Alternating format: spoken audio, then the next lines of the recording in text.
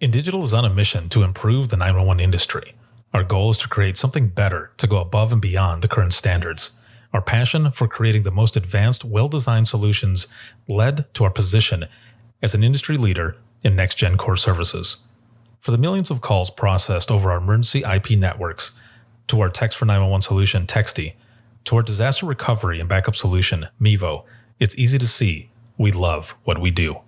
For more information, check us out at www.indigital.net. Rapid Deploy believes that every public safety agency, regardless of size, should have access to the data they need when it matters most. That's why since 2016, our mission has been to reduce emergency response times and improve public safety. We are the industry's only integrated emergency response platform. Our web-based cloud platform includes analytics, mapping, dispatch, and mobile apps, purpose-built for 911 in the 21st century. Visit www.rapiddeploy.com to learn how we enable effective, efficient, data-driven emergency response. If Within the Trenches has ever taught you something, open your eyes to what it is like to be a 911 dispatcher, or has inspired you to become one, then help support us and join our Patreon. Get exclusive bonus content, one-of-a-kind swag, discounts on merchandise, ad-free early access to new episodes, and much more. To join, please visit patreon.com/WTT podcast. And if you're an industry partner, we have something for you as well. And now, for the show. This is Jordan, and you're listening to the Code 7 Podcast Network.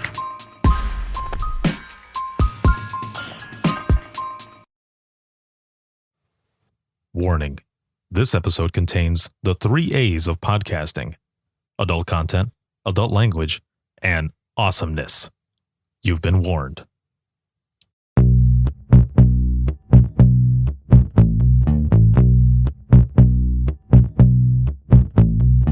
Welcome to Within the Trenches, true stories from the 911 dispatchers who live them.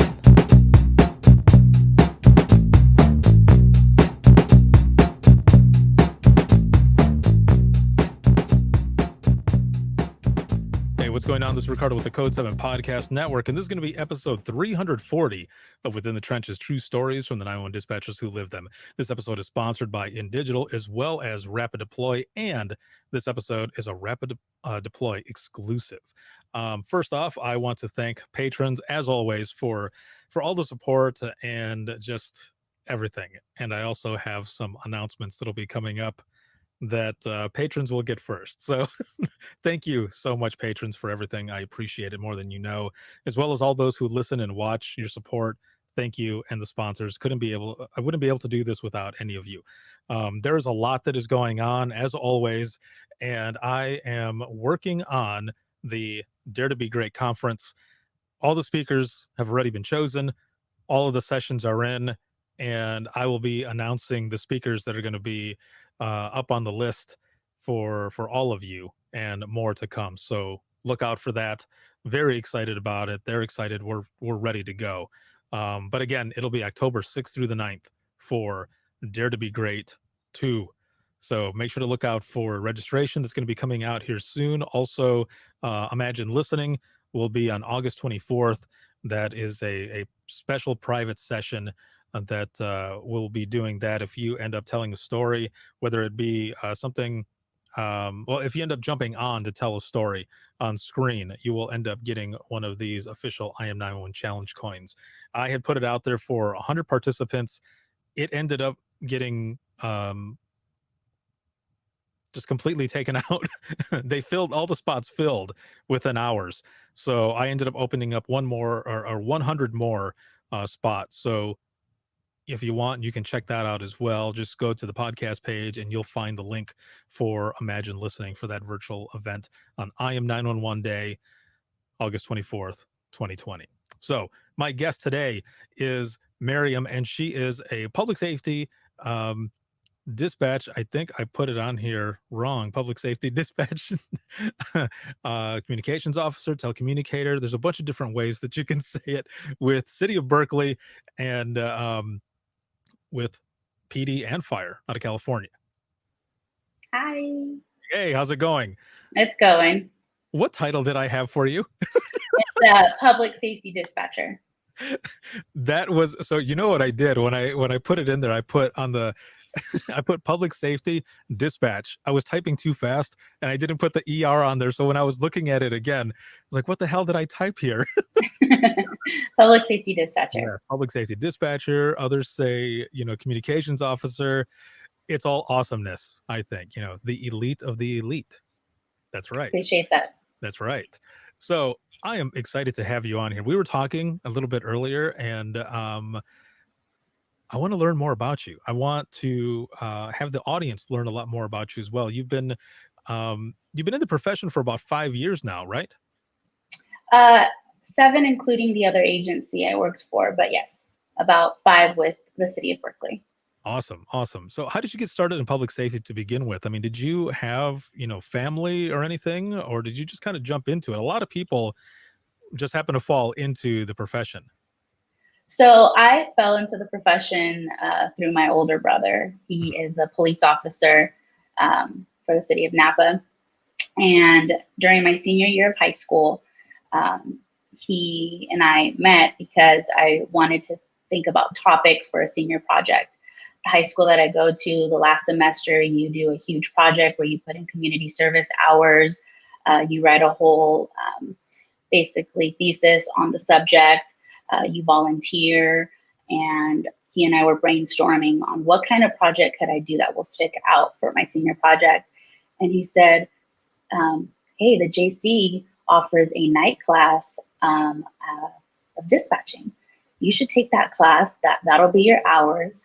Have the director of the academy be your sponsor, and then write about dispatch. And then at the end of it, you'll get college credits and you'll get a dispatching certificate. So I was like, okay, that sounds pretty cool. Never thought I would ever use that certificate. I did the project, met amazing people. I was just doing it for a senior project. I was sitting along people who were getting ready to start at a new agency or wanted to dip their toes into dispatching, and took that class. I graduated high school, was going to move to LA and do film and photography. That didn't work out. My dad owns a furniture store in the city where I grew up in, and one of his customers was a St. Helena dispatcher and said, hey, we're hiring. I was 19 at the time, and I started as a per diem in 2013, and I was there for about a year and a half. And with the experience at that agency, I went to the city of Berkeley, and that's how I got into dispatching. Nice. I don't know, other than myself. I'm trying to think. Like I said, this is episode 340, so I'm trying to think of every episode if there was something similar, but maybe there is. But either way, doing it that way, that's pretty cool. Like, let's go back a little bit with the project that you did. So you were doing sit-alongs, right? And what did I was actually taking, so California requires dispatchers to do a post-academy certification to be a dispatcher. POST stands for, I believe, Peace Officer Safety Training. It's the same academy officers go to, and there's a dispatcher course. There's a 2-week program where if you're already part of an agency, they send you there so you can get certified, or there's the one where it's the semester-long night classes. They take more time with you, and it's for people who are aspiring dispatchers or me doing it for a senior project. Oh man, that's pretty awesome then. So what all did you put into that presentation? Like, did you have to go up in front of the class and present everything? Yeah. So I had to have about 150 hours. I exceeded that because of the classroom time. It was 2 nights a week, 3.5 hours each. The academy director was my sponsor, so I would go to his office. He would just sign off on my paperwork. And then I wrote like a 15-page what it is to be a 911 dispatcher.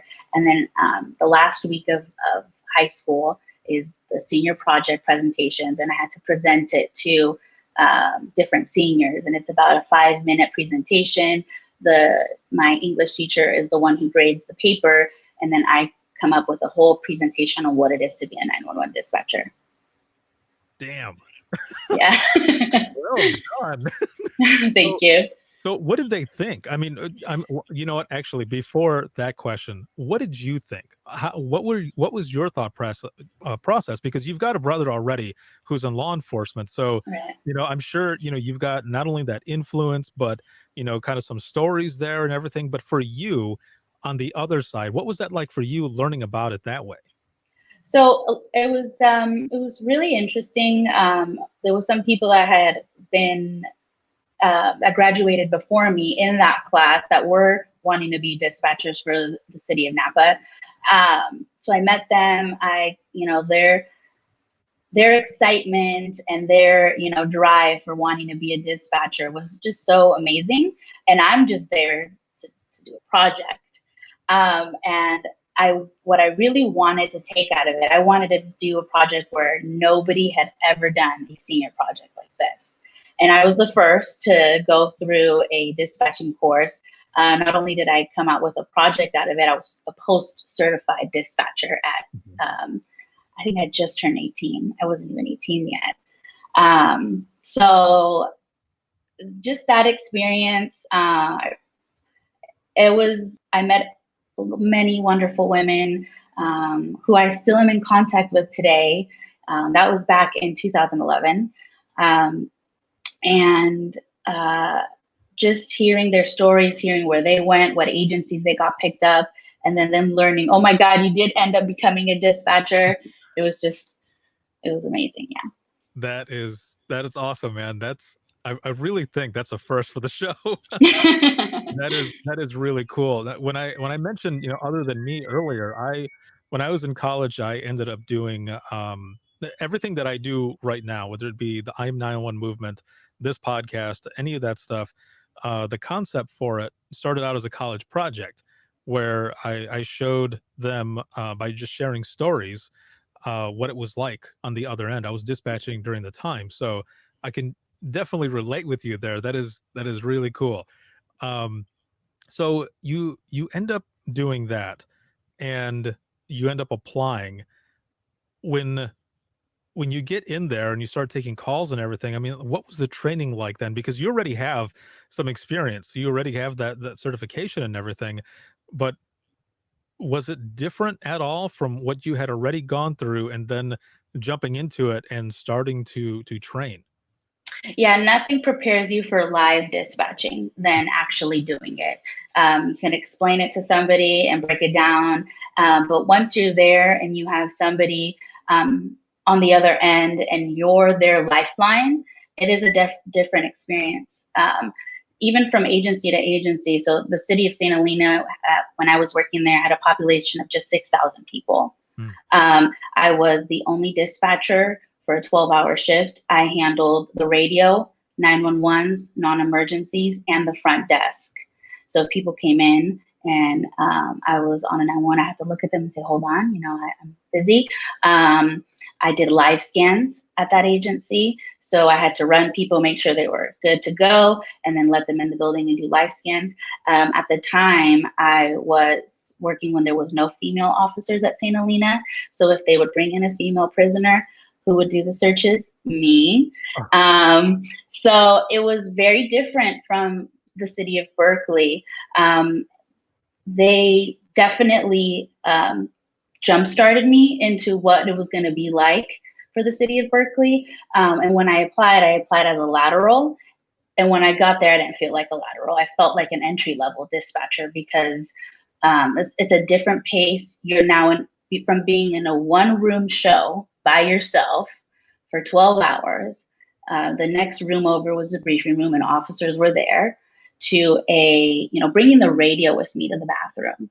You know what I'm saying? It was very different, to a room of 6 to 8 dispatchers, different personalities, the whole nine. So then taking fire, because at St. Helena I didn't do fire, I would transfer to county for that. So then learning fire was brand new for me as well with the city of Berkeley. So I'm sorry, what was your question again? No, just really, how the difference is really on what it's right, like. Yeah. I'm in awe listening to you, because your story and my story is similar, where when I started out dispatching, I started out in Florida, and it was a small city PD, and it was me by myself. I was there for 8 hours though, but I did the same thing. I did all disciplines of public safety, and when it went to shit, it would go to shit, and it would get crazy there, and it's just me, and I'm Right. trying to, do what I got to do. But it was the same thing where I'd call over the radio and say, frost proof to 108. I'm going to be 10-7 down the hall. And they knew that that meant I was going to go use the bathroom, and Right. hopefully nothing's going on, but I've got a Yeah. portable, and if it does, I'm running back. Yep. Right. I brought my notepad, a pencil, and the radio, made sure it was on, and that was it. So, and then I went, into a room with multiple dispatchers. You could let them know I'm going to go to the bathroom, and you could take your time. You don't have to take the radio with you. Yeah. It's a very different experience.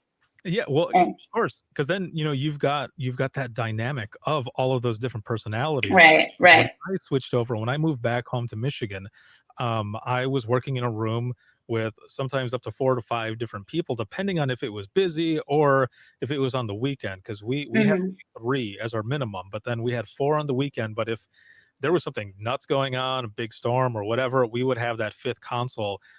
We would have somebody there that was the supervisor console. But otherwise, you're learning how to work with everyone and as right, a team.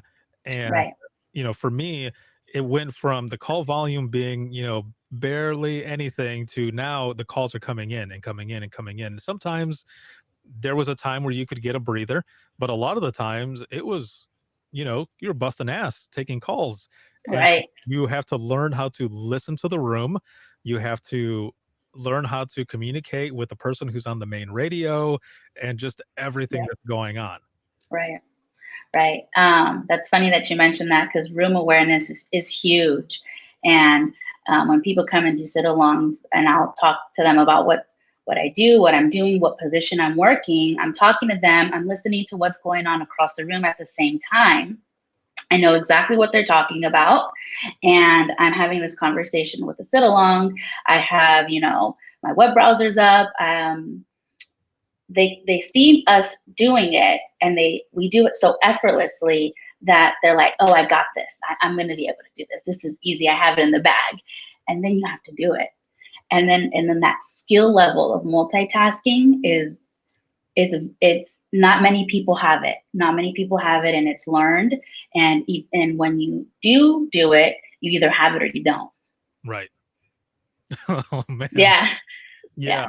Well, so then what was that like for you then when you made that transition from you being by yourself, coming in and having hmm 5 to 6 other hmm dispatchers or call takers there with you? When you walk in and you see everyone doing it effortlessly, where were you at that moment? Because I know for me, I saw the same thing you described, and I thought, holy shit, am I going to be able to do this?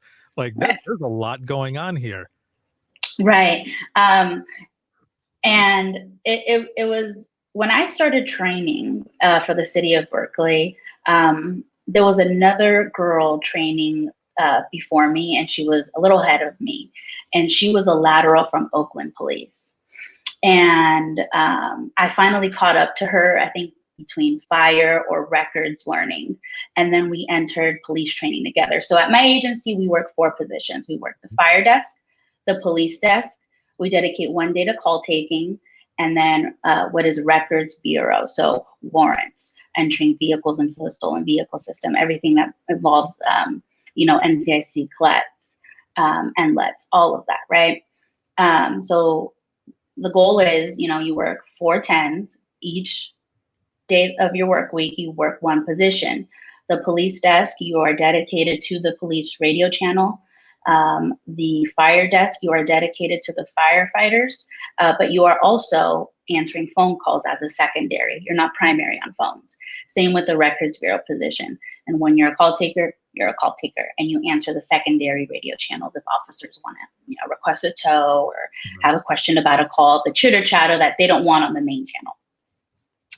So I caught up to her to where was the last phase, which is the police desk, the police radio.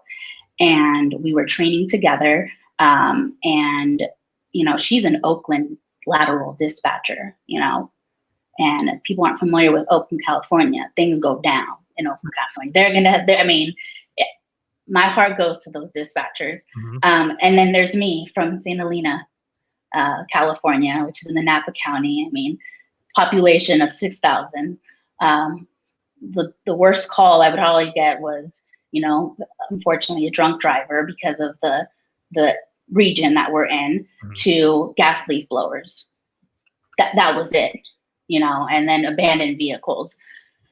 So she's like really seasoned, and I'm just, technically by definition on paper a lateral, but not really a lateral. And then she failed out, and that really impacted me, because I was like, she is a Oakland lateral and she didn't make it. This is going to be like really hard for me. But when I was training, my training supervisor at the time said, listen, at her agency, they take one call at a time. Calls could be ringing and ringing and ringing, and that's their main focus. Whereas in Berkeley, you're on a 911 or you're on a 9 emergency, you need to triage calls, or you have priority traffic on the radio. That's the multitasking. She's like, even though you came from a smaller agency, you answer the phone, you work the radio, you work the front desk, you had those multitasking skills that she didn't have. And it kind of made me feel a little bit better, but still scared at the same time, because I still have to finish, the training program. But I made it. And I really have to thank a small agency for that, because even though the volume of calls, the type of calls were different, all the tasks that I had to do helped me with what I do now. Damn. It's very true. It's all really in preparation, because like you were saying, you're by yourself, and for a long time, even right. Even though that, like you said, the call volume is low, when it does get up there, you're doing everything by yourself, and that prepared you. That's pretty awesome. And then so you get through, and how are you feeling after that time? So I was 22 years old when I started the city of Berkeley. If I could do it all over again, I would have told 22-year-old Myriam, don't act like you know everything.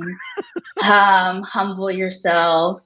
Shut up. Just stop talking. Don't say anything. Silence really is gold. And just listen. Just listen. The best thing to do is just listen. So if I could do it over, that's what I would tell 22-year-old me. Training was definitely different, agency to agency. It was, it was cutthroat. It was hard. It was humbling. It was stressful. There was days where I had to talk to my mom on the phone and say, Mommy, help me come out the car. I don't want to walk into the building. She had to walk, it was just that type of stress. And it wasn't the trainers. It wasn't, it was, what you were preparing yourself for. And, and as you know, Ricardo, you started in a time of dispatching where it was cutthroat. People didn't care to learn your name until you passed training. It was not a welcome to dispatch. It was, let's see how long you're going to make it. Right. Like, you're the percentage of people who are able to do this job is very low. So, I had people call me. So we rotate badge numbers. And there was this one OG dispatcher who called me by the girl who had my dispatcher's name. So she was calling me by the other dispatcher's name. I'm not going to learn your name until you pass training. Oh. That breed of dispatchers, and you know which ones I'm talking about. It's the culture of what it was like then. When they started, it was even worse. It was not what it is today. There was this saying that one of the dispatchers told me. She says, just remember this. You're going to need me before I ever need you. Damn. You're going to need my help before I ever need your help. So that's the humbling part. That's the, okay, you don't know everything. And, this is 22-year-old me just thinking I, know everything. At that time, when I started, and I was the only dispatcher for the city of Berkeley that spoke Spanish. For the longest time, they had to transfer people to the language line. And here I come, and they're so excited. That was probably the one thing they were excited about. Oh my God, we have a Spanish speaker. Myriam, we need you to pick up this line. So because of me speaking Spanish, I get a differential in pay, and it's 5%. So that was another nickname they gave me, 5%. Hey, 5%, I need you to take this call. I mean, it's little things like that, really set the tone of what it's like in a communication center. Right. So, yeah. It's it's crazy to think, you're talking and I'm thinking back at how it was for me in the beginning, like, damn, because it was, I think a lot of places are changing now, in the last Yes. 4 years, things have changed. It's a new day, man. People are learning differently, and in ways where they're able to, I would say, keep more people, even though everywhere is short staffed, but in a way, training differently as well. They're able to keep people. But yeah, man, when I started out, I saw, and I had a great trainer when I first started out, and this was 2001, and he took that when I was there, that first shift, and it was a night shift, I watched him take a 911 call. And after that call, he's like, "It's your turn." And I'm like, "What?" There's nothing else. Yeah. That's how it went. It is. It's it definitely is. It's really hard hiring people during these times because of the pandemic. But pandemic aside, the older generation, or the OGs that are still in dispatch, that haven't retired out, that still have a couple more years to go, millennials are what's coming in. Gen Z is what's coming in. So I took this whole class on, managing generations and what that's going to look like in law enforcement. And I'm a millennial, and we are the softer generation. We grew up during a time where when you were playing soccer, the losers got a trophy too for participating. It's a different way of thinking. Millennials love their time. Millennials love their family and friends. They love to travel, and what this, the generations before, it was, I need to buy a house, I have kids. Millennials aren't having kids right away. They're still living at home. Do I need to make $100K a year and be treated this way? Absolutely not. So they're falling out. We're not having a good retention program because of, and I'm not speaking for my agency, I'm just speaking as a whole for law enforcement. Right. And that's not just, dispatch. That's also in the officers and the corrections. All of who's being hired are millennials and Gen Z. And it was when I started dispatching with the city of Berkeley, because I had a big mouth and I was 22-year-old Myriam at the time, I was kind of a little outcasted. And during my breaks, I would go to the parking lot where the officers park their units, and there was a female officer around my age who was just starting too. To this day, she's my best friend, and we traveled the world together, and I became friends with the officers, which was then really unheard of. There was always this dispatch versus officers. It's you know what I'm talking about. It's they don't understand us. They think we're on YouTube all day. They think I'm picking on them by sending them to this call, whatever the case may be. And now you have me, who's friends with these people. I wasn't really talking to dispatchers or wanting to be their friends. I was out, on my break, I'd go outside and talk to the officers or talk to my friend who was the police officer. And, it was to the point where if the dispatcher wanted, the room wanted to pick up food somewhere, hey, Myriam, look to see which one of your boyfriends is available to go pick up the food for us. Like, that's who I was the girl who was friends with the officers to help them get food. So, that generation is changing. Officers and dispatchers are friends. They're, Right. becoming family. And that wasn't what it was like, not even 10, 15 years ago. Yeah. And so I've been out of dispatch for 7 years now. And at least with my center, and I know other centers are different, so I'm not speaking for other centers or anything, but my center alone, we were like a family. Like we would invite the officers to the dispatch center for like Super Bowl or Thanksgiving. We would do our own dinners and stuff, and we would have them come around because there were officers that I had worked with for 2 or 3 years at the time, and we had never met.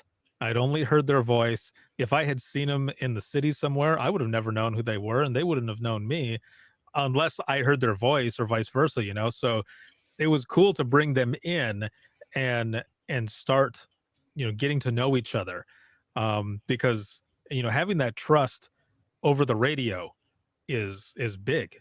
You're a few episodes ago, I spoke to a gentleman named Ernie Stevens. He's an officer out of San Antonio, and he was talking about how he loves his dispatchers and can credit them with him coming home safe, and having that type of relationship over the radio, between dispatch and officers and stuff, that is a good thing. You need that to be able to have that trust. Or if somebody ends up saying, when I heard your voice, I knew everything was going to be cool.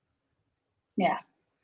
And that's the goal. The goal is to be, the voice on the other end that brings the peace. And, I'm not there with them. I'm not there, when they're fighting somebody on the other end. And all I could say is, what's your status? We have people on the way.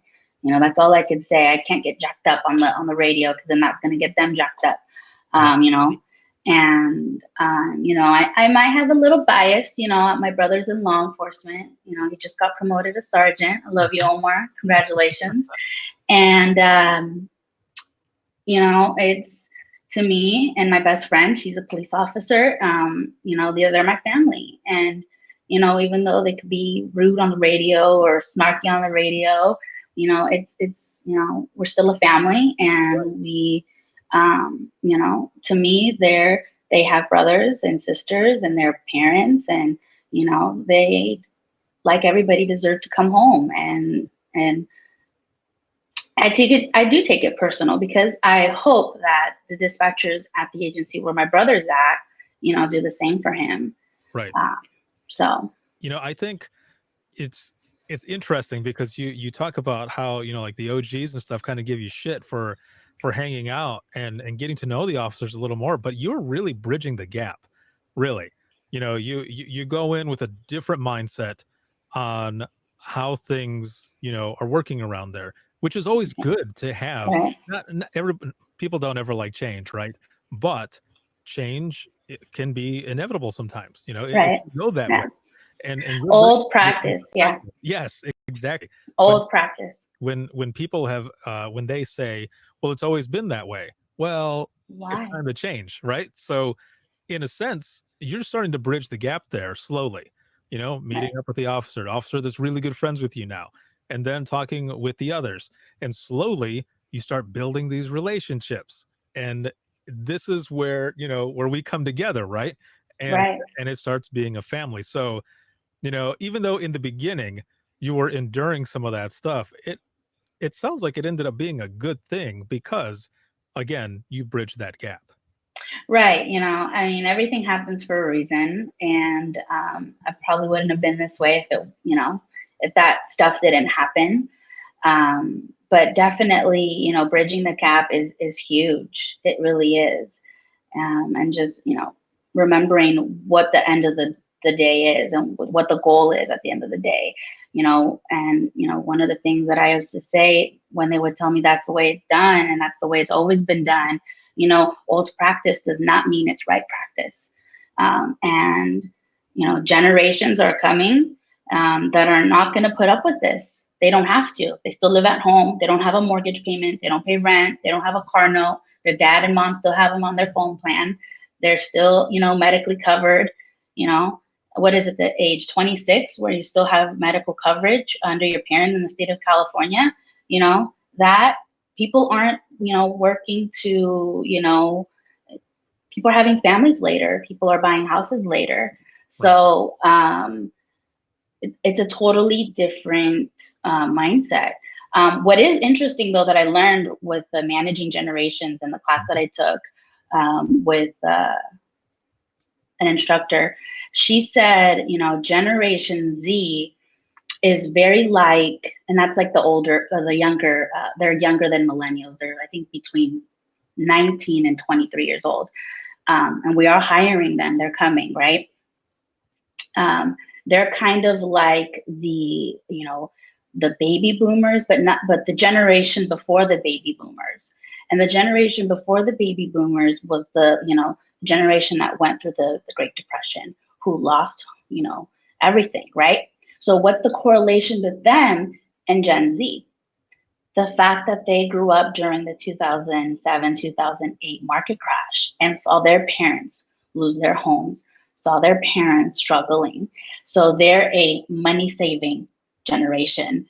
They are, they're the ones who are going to be, the hustling ones in the industry because they don't want to suffer how their parents suffered.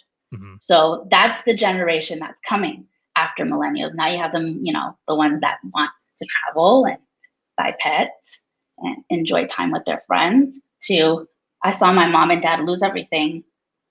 I don't want that to happen to me. Man.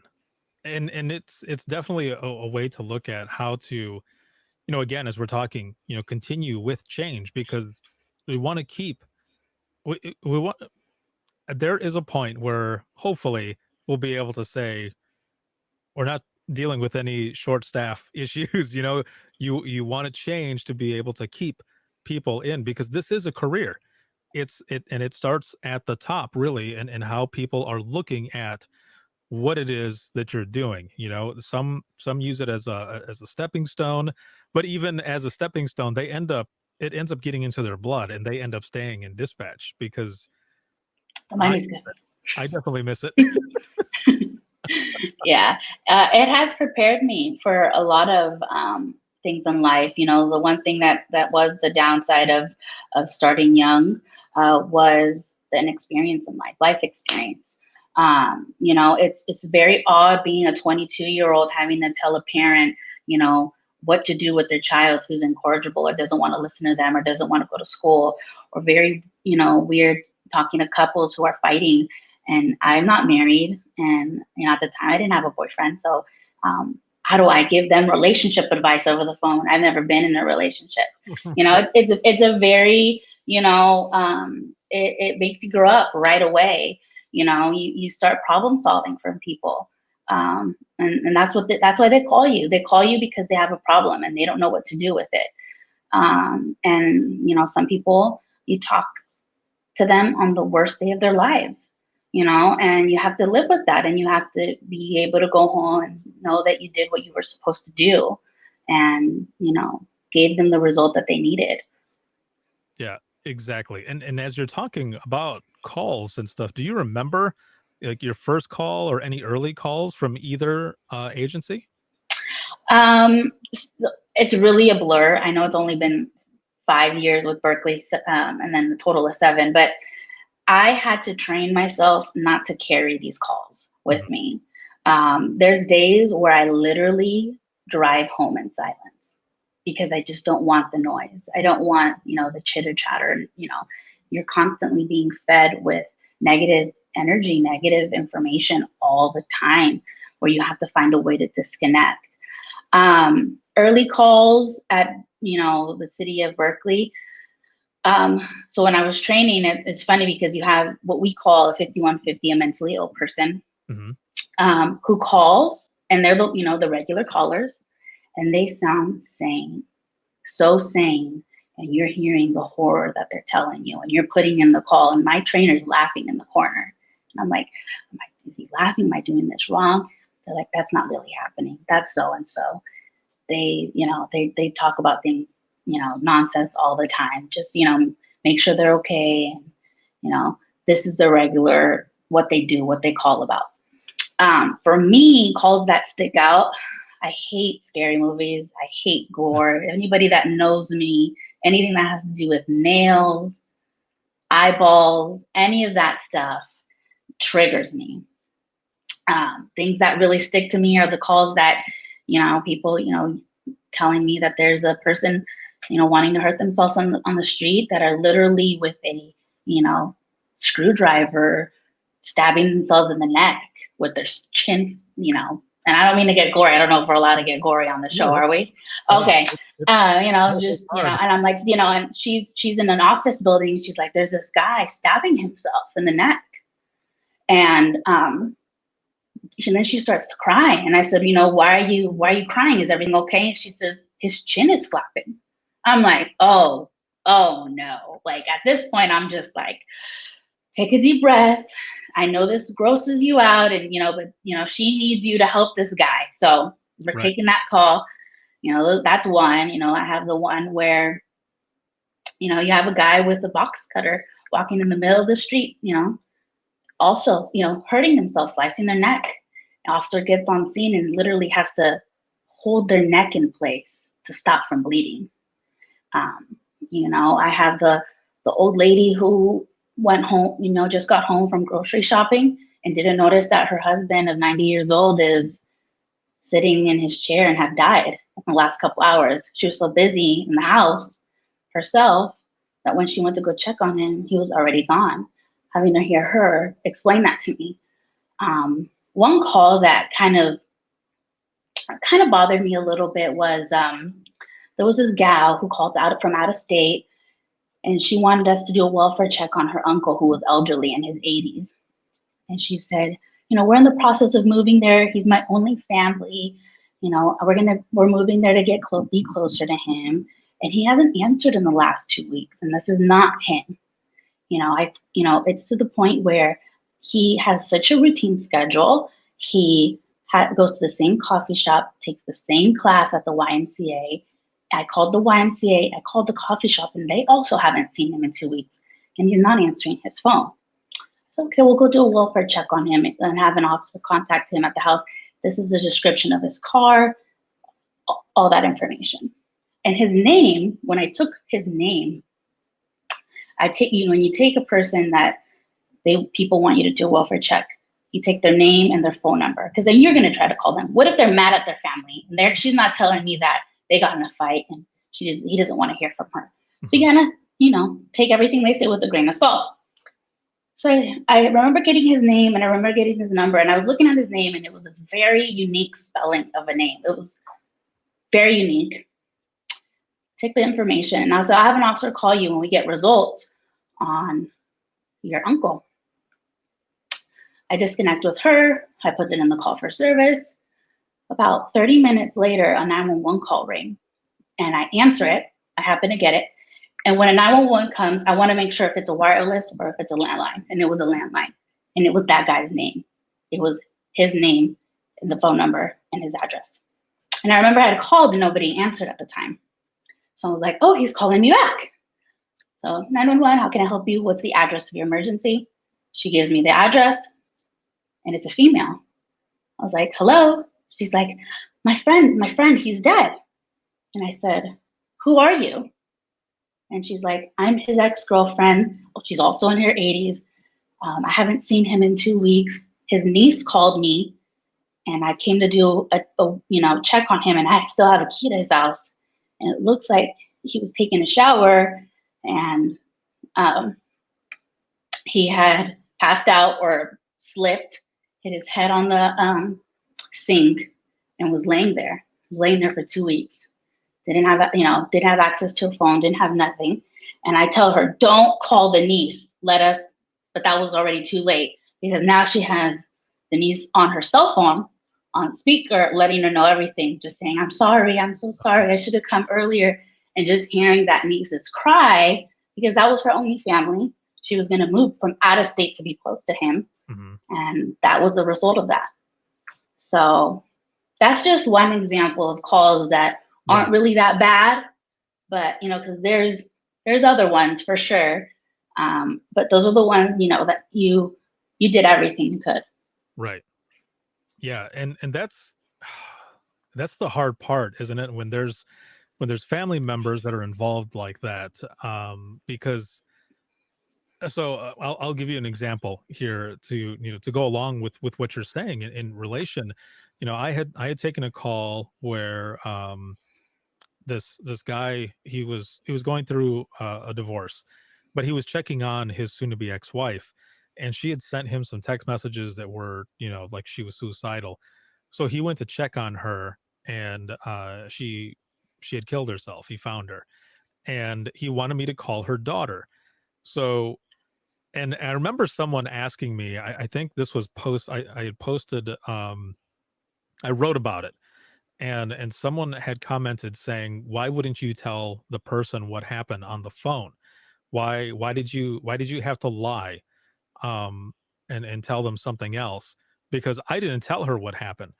um and I had told the person, I didn't tell the daughter what happened because then she will be in a panic trying to get to her dad, and this could cause an accident, and she could end up getting killed herself. You don't want to create more victims. So instead of telling her exactly what happened, I just told her, you need to make contact with your dad. He needs you at the house. There's an issue that's going on there. And I told her to be safe. And then once I told the person that, who had commented, they understood, but they're like, why did you have to say something else? Why didn't you just tell her the truth? I'm like, because I don't want that person to end up getting killed themselves trying to get to their family. And so then, like with you, that's where I say it's an interesting dynamic, right? Because Yeah. you've got the person who called for the welfare check, and then you get the other call that's from the same place that you were trying to call yourself, right? And then just think, if that person would have been down the road, you would had to have done the same thing, right? Right, right. It reminds me of a call. It was one of the first calls that I took, that in St. Helena. There was a gal. She called and said, "Hey, my husband, he is paragliding in Mount St. Helena, and he is not answering his phone, and he just sent me an SOS." And it's so funny that she was like, "And I'm running a race in Berkeley, so I'm on my way from Berkeley." Isn't that crazy how serendipity that was? Mhm. But anyways, she's like, "I'm on my way from Berkeley to St. Helena." I said, "Okay, ma'am. What's your husband's name? What's going on?" There was a rescue team going to him, and it looks like he had pressed the beacon on his emergency, whatever equipment he had, and he crashed into the mountain and didn't make it. And she called me back and she said, "Any word on my husband?" And here I have the information. I know he's dead. And I Mhm. have to, play along like, we're still looking for him. Make your way over here. This where the command post is for where they're going to find him and where they're looking for him. And she has no clue the information she's about to get. And it's really hard knowing, it's kind of like you're like a little secret squirrel, and you're trying to preserve any form, any innocence they have still, or any peace that they still have, because you don't want to ruin it for them just yet, because it's gonna, their life is about to change, and you don't want to keep it normal for them a little longer. Right. Yeah, ugh, that just gave me goosebumps, man. That the call that I told you about happened the last 2 weeks that I was in dispatch. I remember I was sitting at phones, and when I got off the phone, I sat there and I thought, "What the fuck?" I was thinking, "Okay, the dispatch gods right now are like seem to be giving me every shit call imaginable to say, hey, we're kicking your ass on the way out." But Right. but yeah, that's the same thing. You've got that information, and afterwards, like for me at least, afterwards I just thought, man, like that kind of disturbed me a little bit, that I've got that information, but she's going to find out anyway. I'd rather her get there safe and sound than have to send out for an unknown accident that ends up being her, because I said, hey, your dad found your mom. How horrible is that? I'd rather the Yeah. person get there safe. Right. Right. Yeah, most definitely. Keep their life a little normal as long as you can. Yeah, exactly. And it's weird as we're talking about this, there are some people out there that think that, dispatch just answers the phone and sends out help. There's a lot more to it. It is very, very complex. Mhm. Very complex. Yeah. Now, you're talking that the last story you're talking about, it makes me think about, different locations and also, kind of making your job easier and all. When I was dispatching, you know, we had our CAD system. It was computer aided dispatch is what CAD stands for, and it's basically the system that we type everything in. Now, this one that we used, it was buggy. It had some issues. There were different things that happened with it, but it's what we use to get everything out there. Now, to make your job easier, in all aspects, from what it sounds like, you've got a new, system that you guys are going to be implementing here. What all? How does that work? Well, you and I were talking about it a little bit in the beginning before we started this episode, and the way you explained it just really, what I want is for those who are listening to really get what it is that you're saying. So if you can kind of paint a picture of what it is that you guys are going to be using. Yeah. So just like generations are coming in and changing the dynamic of law enforcement, we are also moving with the new age of today. And Next Gen 911 is the world we are entering into. And part of Next Gen 911 is this program called Rapid Deploy. Through Rapid Deploy, it's a software integrated through your phone system and your console where you're working at.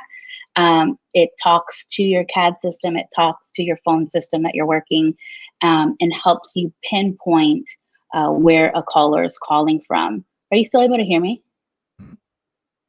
It's going. My thing is going out. Are you still able?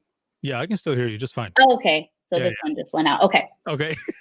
So, um, Rapid Deploy is again a Next Gen 911 program that is going to help us pinpoint people in a way where we're going to know where they're standing, what room they're standing in, what floor they're on, and the address. And it's going to be very accurate. Text to 911 is coming. People are already texting agencies their emergencies, and that's going to be, I believe, through Rapid Deploy as well. So right now, when we get a phone call, and if we don't have this system, it basically is the old way. You have this wireless tower, and it hits here, and then there's like, if somebody's GPS is on, it'll kind of give you a meter of where they're at. Rapid Deploy tells you what address they're at, and it follows the caller. It gives you like little bread, like cookie crumbs on the map, and shows you where they're at. So it shows you where they thought they were the moment the call started, and as the phone call progresses and the GPS gets more accurate through the phone, it pinpoints which address they're standing in or in. It's going to be, like I told you before, so accurate that they're going to know what building they're in, what floor they're on, and what room on that floor they're on. When we were testing it out, I called. You could text people through it. So I sent my boyfriend a text message and said, "Hey, we're going to be testing something. Just click on the link and it's going to open your GPS." I said, "Hey, are you standing in the kitchen in the house?" And he was like, "Yeah." And it dropped a pin, not only on the address, but on the part of the house where it thinks that the GPS is, where it's at. Mhm. And it happened to be right in the kitchen. Man, that is not only awesome technology, but it's also kind of scary. It is. A After little that, bit. I kind of explained that to him. He's like, "I'm shutting down my GPS. I don't want to deal with this." So, Oh, that's funny. But it definitely helps because I remember back in dispatch, and still this is like 2012, 2011. It's not that long ago, but we didn't have this type of accuracy in the center. And I remember one call specifically, and still do this now. Even with new technology, you still have to think outside the box and all, right? But I remember taking this call for someone who got lost in our state park that we had, and they're they're out there, and I'm trying to ping them somehow through, the cell phone providers, and you can't really get a good location on them. So I'm on the phone with them. I'm like, okay. And it was getting kind of dark already. It was in the evening. So I had to tell the officers, turn your lights on, throw your, siren or whichever. And then I would, I'm talking to the person, I'm saying, okay, do you see the lights? I think I see the lights. Nope, that's something else. Like, okay, well, they've got their lights on. Do you hear the siren? I do hear the siren. Okay, walk towards where you think the sound is coming from, and you'd have to do it that way. But new technology like this is always good to be able to find someone to get, to cut down on the response time, all of that. So, I mean, that's Yeah. got to be exciting. It is very exciting, especially when you have like little kids calling and, when you have to think outside the box and a little 5-year-old is calling 911 because they want to report an emergency. And you ask them, what's your address? I don't know. You have to think outside the box. Okay, is there mail anywhere? Is there mail anywhere in the house? Yeah, there is. Okay, can you read? No. Can you spell? Yeah. Okay, tell me the numbers and then spell out the word. And those minutes, those seconds of not having to rely on this little 5-year-old who's doing the best they can to help you help them. You have a system like Rapid Deploy that's just going to be able to do it in seconds. Yeah, and so with along the same lines is taking calls from kids. Also, if they're playing with the phone, and you're and Oh you're yeah, and you're trying to find them, man. For those who are watching and listening, if we you know where you are. yeah, know where you are for one, but if you give one of your kids a phone that doesn't have service and still has a battery in it, they can still call Right, 911. right, It'll still work. So just remember that, because those sometimes are the best calls because they can be funny, but they're also the worst calls because every phone call that comes in, you have to take it as a priority one. It's right. everything is real, no matter what, until you finally get to the end, and you get the result, because it could be that one time that someone doesn't take it seriously, that's the one that ends up on the news. Yeah. When in doubt, send them out all Exactly. the time. Yeah. Exactly. That it's those wirelesses that sound like pocket dials.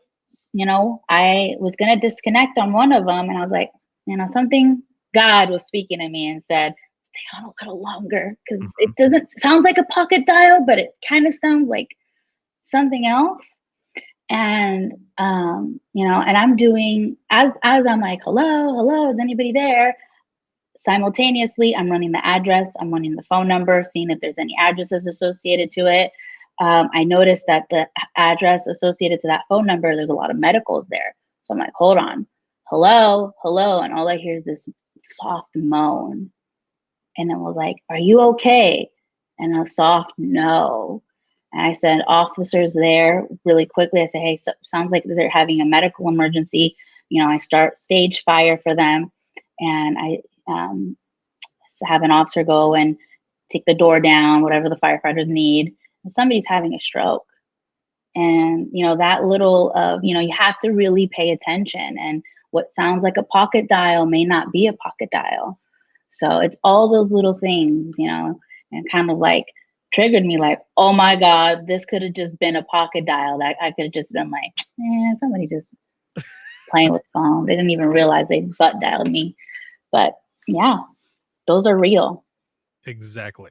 Yeah. Being aware of not only the room and everyone you're working with, those on the road, but especially on the phone, listening in that room when wherever the person is calling from, listening to everything that's going on. It could be just like that soft little moan or a noise or something that you're like, no, let's stay on a little bit longer Yeah, because it sounds like something is going on. Oh right. man, yeah. As so, this has been awesome talking to you. I see Thank a you. lot of my story in yours. How are you talking about in the beginning? It's so good to talk and learn so much, about you and everything that you're doing. the way you're talking and all, I have to ask before I get to the closing question, but do you ever see yourself moving up, like, a trainer or a supervisor or anything like that? As of now, those aren't my goals. My goal right now is to, so I work with an officer at the agency I work with, and he is the tech guru of the officers. He, helps with their mobiles and, their record management system where they could find cases. So I kind of, Oh, it cut out. You'll have to switch it on your laptop.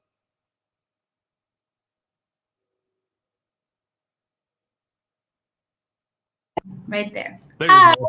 I'm back. Okay. Hey. So,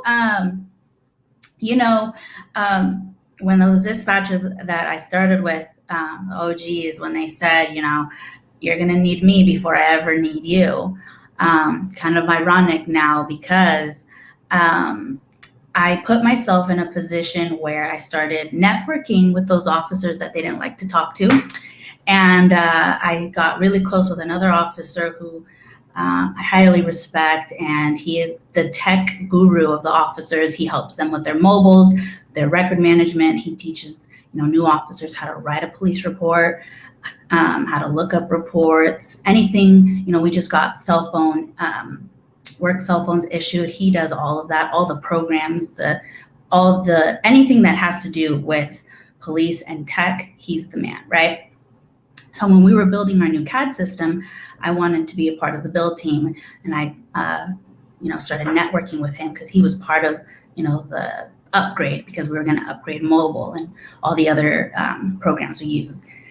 And I know how to, I'm to the point where I'm training police officers how to use the system they work on, and I'm a dispatcher. So I help him with the training of officers when it comes to records management and mobile. Still not good at writing reports because that's not something I have to do with my day-to-day duties. But the fact that he trusts me in teaching brand new officers how to do that, I kind of created my own little gig with him. So my goal is to know how all systems work harmoniously, not just know what dispatch is, because that's going to help me knowing how an officer takes a call or how that call is, created, or that incident morphs into a case. Those are the things that make my, wheels start turning. It sounds very supervisory and like I'm hopefully going to move up, but I want to be super educated when I do make that transition. I want to know how A goes to B and B transforms into C. Whereas right now, everybody just knows A. So those people that used to say, hey, you're going to need me before I ever need you, it just flipped. Nice. So hopefully we'll see. Right now, my goal is to be the best I can be. That is like, ooh, I hear myself off of yours. I think. Hold on. Let me put your volume down. Okay. Okay. Can you hear me okay?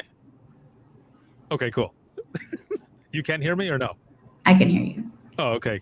I think that's excellent. Moving the way you're moving, you already know, you know everything there is to know within the dispatch center, and you want to get the tech side as well. And that is just helping everyone that is going to be coming in. Again, you're bridging the gap there, which is very noble. And going into the wrap up of this episode, and this kind of ties in with this last question as well, is any advice on either to the OGs or anyone coming in, how do we deal with this? How do we really bridge the gap of the different generations that are coming in to this industry that obviously that we both love? How do people do this? Overall, we're human. We have to remember we're human. We're gonna make mistakes. Know that those mistakes, all the things that I want to tell the 22-year-old me not to do, helped me become who I am today. And embrace those mistakes and just learn to grow from them. This helped me grow. And at 25, I bought my first house. Did I have to? No, but I did. Now I'm really stuck. I'm just kidding. But no, it's just people don't need that job. These generations don't need that job, and we have to help them understand, it's not about, the paycheck. It's about enjoying what you do. Right. And that's what people want to, we want those people. We want those people that don't care about the money, aren't there for the overtime, but are there because they want to make a difference. And making a difference is starting in the communication center by being kind, being respectful, being welcoming to people, because it's happening. It's happening. It's already being done. It is okay. It is a softer generation, but because of that, we're going to be able to retain people. That's excellent. Thank you again for being on. This has been an excellent time learning about you, just the way you think and everything towards the industry and all. And yeah, I'm right there with you. It's a new day, and this has been good. So thank you again for being on this episode, and I'll be right back with you here. For those who are watching and listening, if you have any comments, questions, or you want to be a guest on the show, you can email us, and that's going to be wttpodcast@gmail.com. Once again, it's wttpodcast@gmail.com. You can follow us on Twitter. That is @91podcast. You can like us on Facebook. That's facebook.com/Within the Trenches podcast. This episode has been sponsored by InDigital as well as Rapid Deploy.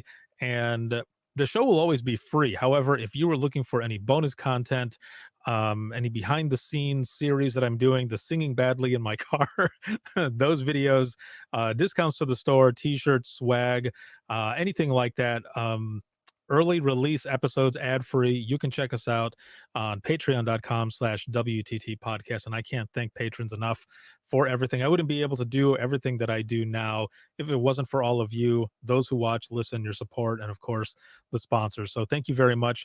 This broadcast can be seen on Facebook as well as YouTube.